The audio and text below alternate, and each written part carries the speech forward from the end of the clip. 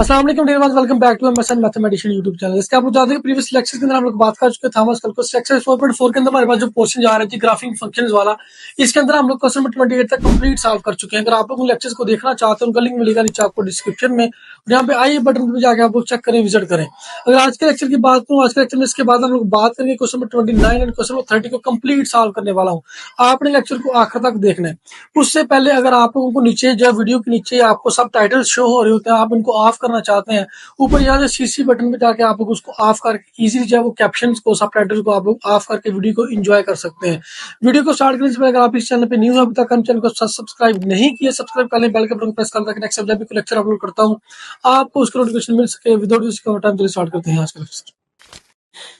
तो स्टार्ट करते हैं क्वेश्चन नंबर 29 में। कहता है y is equal to x की पावर 1/5। इसने आपको यहाँ पे दिया, कोई भी यहाँ पे उसने आपको इंटरवल नहीं दिया हुआ।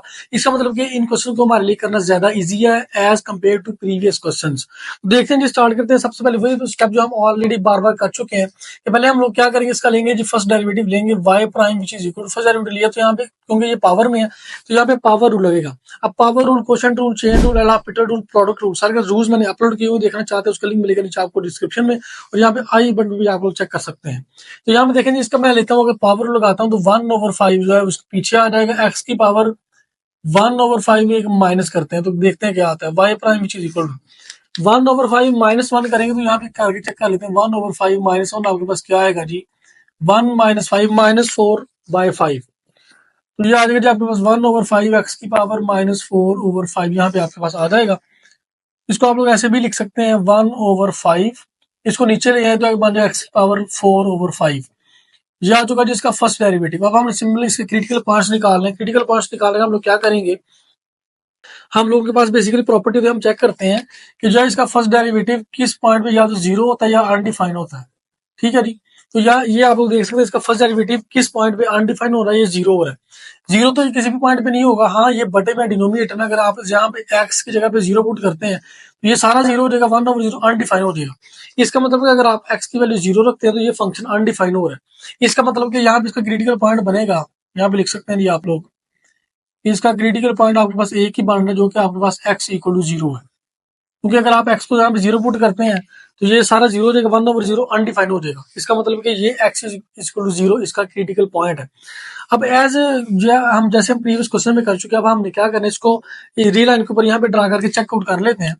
लेट्स सपोज हमारे पास रियल लाइन है, यहाँ पे इधर है जी -इन्फिनिटी, इधर है हमारे पास +इन्फिनिटी। लेट्स सपोज यहाँ पे जीरो है। अब जीरो से पीछे -इन्फिनिटी की तरफ कोई भी पॉइंट लेके इसके फर्स्ट डेरिवेटिव में पुट करें, और जीरो के आगे कोई भी पॉइंट लेके इसके फर्स्ट डेरिवेटिव में पुट करें। जहाँ पे आंसर पॉजिटिव में आएगा तो वहाँ पे इंक्रीजिंग फंक्शन होगा, जहाँ पे नेगेटिव आएगा वहाँ पे डिक्रीजिंग फंक्शन होगा। जीरो से पीछे मैं -1 ले सकता हूँ, मैं ले सकता हूँ -1, जीरो के बाद मैं 1 ले सकता हूँ। ठीक है जी, अब यहाँ पे देखें आप लोगों के पास क्या बनेगा। अगर मैं -1 यहाँ पे पुट करता हूँ तो -1 की पावर 4 उसको पॉजिटिव में चेंज कर देगा। अगर 1 पुट करता हूँ फिर भी पॉजिटिव में चेंज कर देगा। इसका मतलब कि यहाँ पे भी आपके पास जो आंसर आ रहा है, यहाँ पे मैं लिख लेता हूँ, यहाँ पे भी आपके पास आंसर पॉजिटिव में आ रहा है, यहाँ पे भी आपके पास आंसर पॉजिटिव में ही आ रहा है, आंसर नेगेटिव में कहीं भी नहीं आ रहा। इसका मतलब कि ये फंक्शन जो है वो पॉजिटिव और पॉजिटिव आ रहा है। इसका मतलब कि यहाँ पे आपको जो है वो कोई भी जस्ट फंक्शन इंक्रीज का आ रहा है। यहाँ पे भी आप लोग लिख सकते हैं, यहाँ पे भी आपके पास क्योंकि पॉजिटिव है तो फंक्शन इंक्रीज का आ रहा है, यहाँ पे भी फंक्शन इंक्रीज का आ रहा है। अब इंक्रीज जो है वो इस वे, मतलब यहाँ पे देखिए ना, इस वे में का रहा है, इस वे में का रहा है, या इस तरह का रहा है, जैसे भी का रहा है वो तो जब हम बाद मुझे इसका ग्राफ बना के चेक करेंगे फिर हमें समझ आ जाएगी कि कैसे इंक्रीज कर रहा है। लेकिन ये बिल्कुल इंक्रीज करता जा रहा है। अब जब हमारे पास जो फंक्शन इंक्रीज ही करता जा रहा है, इसका मतलब ना तो हम इसका लोकल मैक्सिमम फाइंड आउट कर सकते, ना इसका लोकल मिनिमम फाइंड आउट कर सकते, ना इसकी एब्सोल्यूट मैक्सिमम, ना इसका एब्सोल्यूट मिनिमम फाइंड आउट कर, कुछ भी फाइंड आउट नहीं कर सकते। क्योंकि ये जो है वो हमारे पास इंक्रीज होता जा रहा है, पॉजिटिव इन्फिनिटी की तरफ, नीचे से नेगेटिव इन्फिनिटी की तरफ कहाँ तक जा रहा है हमें इसका कोई आइडिया नहीं है। इसका मतलब कि हम इसके जो है वो local extreme values and absolute extreme values यहाँ पे फाइंड आउट नहीं कर सकते। हाँ, नेक्स्ट हम लोग चलते हैं, इसके हम जो है पॉइंट ऑफ इन्फ्लेक्शन निकाल के चेक करते हैं। अब देखते हैं यहाँ पे सिंपल हम लोग इसका पॉइंट ऑफ इन्फ्लेक्शन निकालेंगे, हम लोग इसके जो है फर्स्ट डेरिवेटिव का हम इसका सेकंड डेरिवेटिव निकालेंगे। ठीक है जी, अब देखें जी यहाँ पे लेट्स सपोज हम इसको ले लेते हैं, हमारे पास है जी Y prime which is equal to 1/5 है जी यहाँ पे, और एक्स की पावर में -4/5 है। अब इसका हम लोग लेते हैं जी डबल डेरिवेटिव। डबल डेरिवेटिव लेंगे हमारे पास जो वो पावर यहाँ पे भी लगेगा, डबल डेरिवेटिव लिया तो ये 1/5 तो वैसे आ गया, यहाँ पे पावर लगा तो -4/5 पीछे आ चुका, और एक्स की पावर -4/5 -1 कर देते हैं। तो ये बनने जा रहा है जी y double prime which is equal to, ये बनेगा जी आपके पास, इसको आपस में करते मल्टीप्लाई, -4/25 बन जाएगा और x की पावर में बन जाएगा -4/5 -1 करके चेक कर लेते हैं। -4/5 -1 करते हैं तो ये बनेगा जी -4 -5 -9/5। तो ये बन जाएगा जी आपके पास माइनस का 9/5।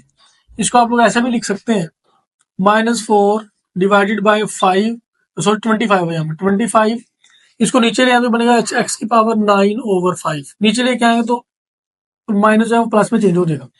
-4/25 x की पावर 9/5 आपके पास आ चुका है।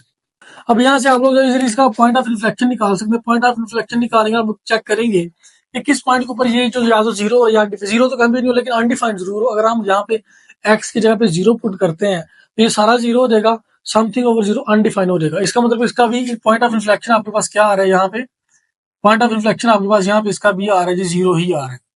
यानी कि एक्स अगर जीरो रखते हैं तो अनडिफाइंड हो जाएगा। पॉइंट ऑफ रिफ्लेक्शन भी हमारे पास जीरो ही आ चुका। अब यहाँ पे आप लोग क्या कर सकते हैं, इसको ड्रा करते हैं। री लाइन के ऊपर ये है जी -इन्फिनिटी, इधर से जी पॉजिटिव इन्फिनिटी। लेट्स सपोज ये हमारे पास जीरो, जीरो से पीछे आप लोग पॉइंट ले लें जी -1, इसके बाद पॉइंट ले लें जी +1। अब -1 को सिंपल जो है उसके सेकंड डेरिवेटिव में पुट करें। -1 को पुट करते हैं तो ये माइनस ही रहेगा, माइनस माइनस प्लस हो जाएगा। इसका मतलब यहाँ पे आपके पास आंसर आएगा जी पॉजिटिव में। इसका मतलब यहाँ पे क्या हो रहा है जी, कनकेव अप हो रहा है।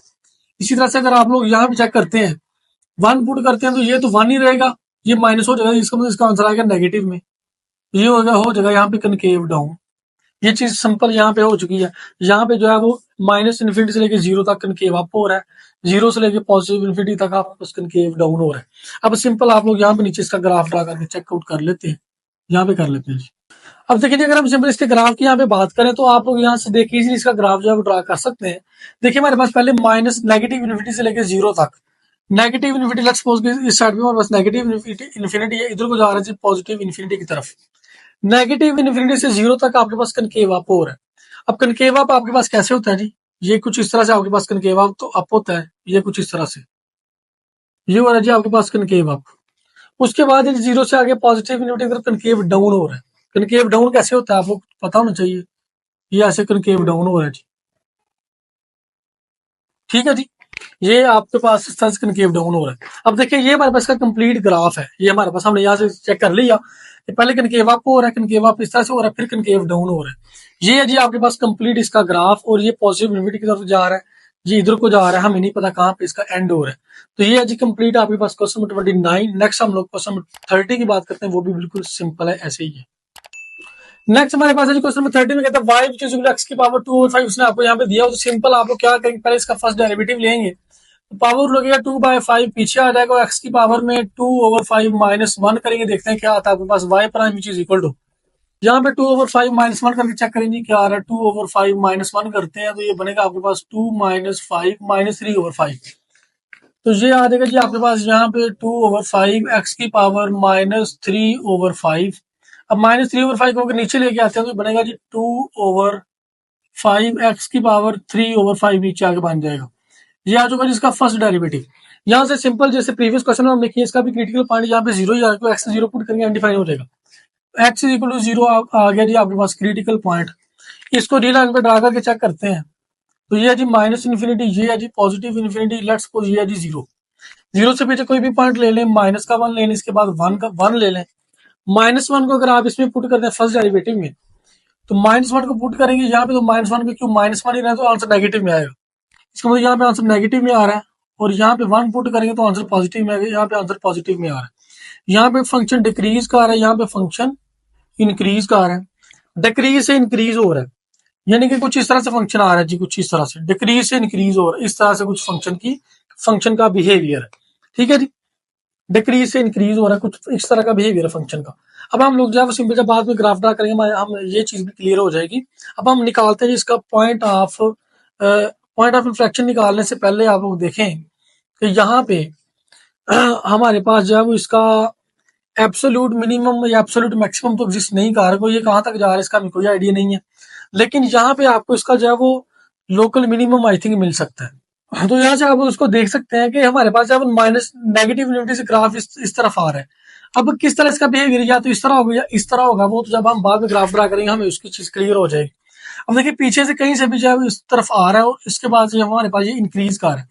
तो इसका मतलब ये हुआ कि यहाँ कहीं पे इसका आपके पास क्या एग्जिस्ट कर रहा है जी, लोकल मिनिमम एग्जिस्ट कर रहा है। लोकल मिनिमम यहाँ पे किस पॉइंट के ऊपर चेंज हो रहा है, ये जो जीरो के ऊपर चेंज हो, क्योंकि माइनस इन्फिनिटी से लेकर जीरो तक, फिर जीरो से पॉजिटिव इन्फिनिटी है। और इसका बिहेवियर जब वो चेंज हो रहा है पॉइंट जीरो के ऊपर, अगर जीरो आप इसमें पुट करते हैं, इस फंक्शन में पुट करते हैं, तो जीरो की पावर तो जीरो ही रहना है, जीरो पे जीरो ही रहना ना। तो यही आपके पास इसकी जो है वो लोकल मिनिमम वैल्यू होगी। यहाँ पे आप लोग लिख सकते हैं जी, लोकल मिनिमम एग्जिस्ट कर रहा है at x is equal to zero. अब अगर आप लोग देखते हैं कि यहाँ पे सबसे नीचे ग्राफ भी यहाँ पे, ये यहाँ से कहीं भी ऊपर नहीं है, यानी कि इससे मजीद नीचे कहीं भी नहीं, ये सबसे नीचे वाला पॉइंट इसका यही है। तो अगर सबसे नीचे वाला पॉइंट इसका यही है, तो फिर एब्सोल्यूट मिनिमम भी यही होगा। इसका मतलब है यहीं पे इसका एग्जिस्ट कर रहा है एब्सोल्यूट मिनिमम, ना सिर्फ लोकल मिनिमम बल्कि एब्सोल्यूट मिनिमम भी एक्स इक्वल टू जीरो पे ही इसका एग्जिस्ट कर रहा है। ये चीजें आपके पास यहाँ पे क्लियर हो चुकी हैं।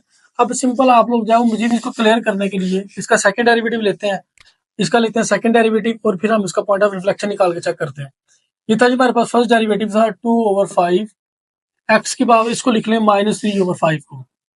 यहाँ पे पावर उड़ गया, डबल डेरिवेटिव आ जाएगा, पहले 2/5 वैसे का वैसे आ चुका, उसके बाद -3/5 को पीछे ले आए, उसके बाद बन जाएगा एक्स की पावर -3/5 में एक माइनस कर दें, तो y double prime which is equal, ये बन जाएगा जी आपके पास माइनस का 6/20 का 5, ये बन जाएगा एक्स की पावर।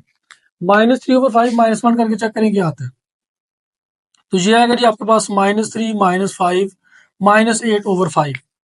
तो -8/5 यहाँ पे लिख सकते हैं जी, माइनस का 8/5।